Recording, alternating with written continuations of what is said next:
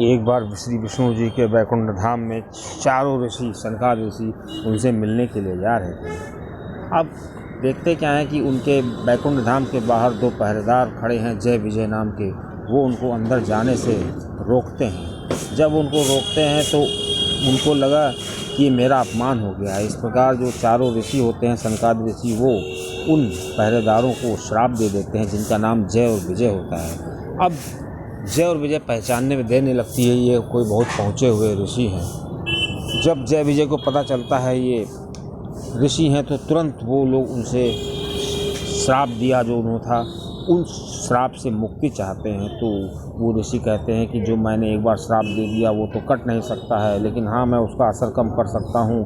केवल तुमको 3 जन्म तक ही राक्षस बनना पड़ेगा और उस 3 जन्मों के बाद पुनः तुम उसी रूप में आ जाओगे।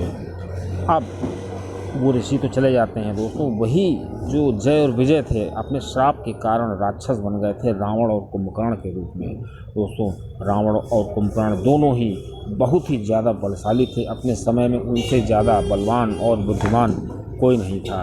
अब कुंभकर्ण जो था इंद्र को भी जीतना चाहता था, इसलिए उसने ब्रह्मा जी की तपस्या की।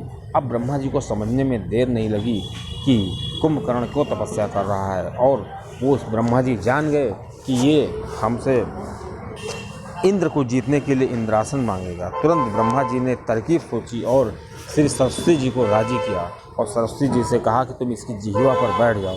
अब जब सरस्वती जी इसकी जिह्वा पर बैठ गई तो उसने कुंभकर्ण ने, जो कि इंद्रासन मांगने जा रहा था, उसके मुंह से निंद्रासन निकल आया। और जैसे ही निंद्रासन उसके मुख से निकला, ब्रह्मा जी ने कहा एवमस्तु, और तुरंत उसको नींद आने लगी और वो सो गया। अब जब रावण ने देखा कि मेरे इस भाई का ये हाल हो गया है कि वो हमेशा सोता ही रहता है, तब रावण ने ब्रह्मा जी से फिर प्रार्थना की। ब्रह्मा जी से कहा, विनती की कि मेरे भाई के जो आपने वरदान दिया है इसमें थोड़ा सा ढील दीजिए, जिससे कि वह थोड़ा सा उठ तो सके।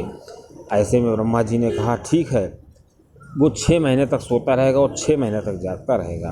अब दोस्तों वो जब 6 महीने में सो के उठता था तो उसको बहुत तेज़ भूख लगती थी और वो सारी लंका का जो राशन है वो खा जाता था। जब उसकी भूख नहीं मिटती थी तो वो इंसानों को खाना शुरू कर देता था। ऐसे में ब्रह्मा जी को बहुत चिंता हुई। ब्रह्मा जी समझ गए कि एक न एक दिन पृथ्वी पर बहुत बड़ा मुसीबत आएगी जो इसकी भूख होगी। इस प्रकार जो कुंभकर्ण था वो खाता था और सोता था। जब रावण कुंभकर्ण एक बार जब दूसरे अवतार में था, तब वो श्री विष्णु जी से ही तब लड़ाई करने के लिए आमादा हो गया, क्योंकि उसको लगता था कि हम विष्णु जी से ज़्यादा बली हैं। और दोस्तों वो श्री विष्णु जी को उसने चैलेंज कर दिया और कहा कि आप मुझसे युद्ध करिए। और दोस्तों जो कुंभकर्ण था उसका विष्णु जी से 5000 वर्षों तक युद्ध चलता रहा और 5000 वर्षों तक युद्ध का कोई निर्णय नहीं हुआ।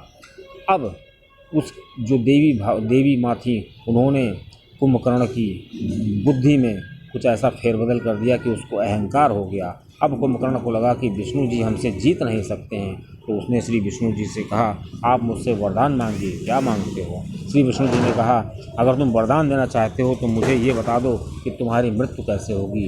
अब चूँकि कुंभकर्ण अपने वरदान देने के उसमें एवरेज में फंस गया था, इसलिए उसने कहा कि आप मेरी मृत्यु चाहते हैं तो मुझे अपने जंघे में फंसा करके सुदर्शन चक्र से मार सकते हैं। श्री विष्णु जी ने ऐसा ही किया, उसको अपने जंघे में फंसाया और सुदर्शन चक्र से उनके 2 टुकड़े कर दिए। चूँकि उसको वरदान मिला हुआ था राक्षस का, इस प्रकार उसने पुनः जन्म लिया और राक्षस के रूप में जो विष्णु जी का अवतार था उसने जो उनके नाम थे वो देवी भागवत पुराण में इसका जिक्र मिलता है। उसके बाद जो कुंभकर्ण था वो श्री विष्णु जी से एक बार इनकी फिर मुलाकात होती है, जब विष्णु जी चारवाह के रूप में होते हैं और वो श्री विष्णु जी से कहता है कि मुझे मुक्ति चाहिए। तो श्री विष्णु जी कहते हैं अभी तुमको इंतज़ार करना पड़ेगा, हम त्रेता में तुमको मुक्ति देंगे, जब हम अपनी पत्नी को ढूंढते हुए असहाय राजा के रूप में तुमसे मुलाकात होगी और उसके बाद वहाँ पे तुमको मुक्ति मिलेगी और वहाँ पे भीषण युद्ध होगा, उसके बाद तुमको मुक्ति मिल जाएगी। दोस्तों, इस प्रकार जो कुंभकर्ण और रावण थे, दोनों राक्षस